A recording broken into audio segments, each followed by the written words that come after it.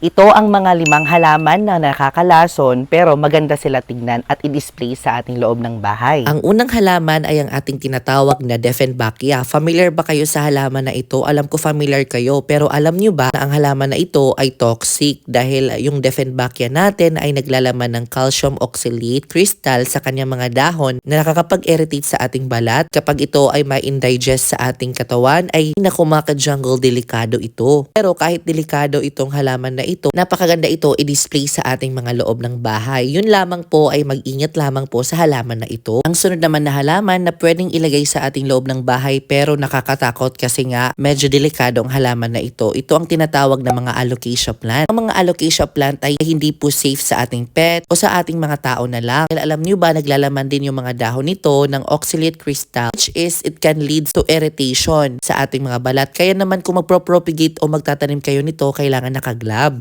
Ganon din ang ating mga ZZ plant o Zemifolia zemicoleus. Alam nyo ba itong halaman na ito ay napakaganda pero mapangling lang dahil nga napaka-toxic ang halaman na ito lalo na sa mga dahon niya at sa mga sanga. Ang pang-apat naman ay ang ating mga philodendron. Yes po, ay yung ating mga philodendron kasi akala nyo hindi siya toxic pero yung kanyang dahon ay naglalaman din ng calcium oxalate crystal, toxic sa atin. Panglima naman, same siya ng Dieffenbachia pero tropical Maria ng specific name niya. Ito din ay napakaganda pero toxic din ito.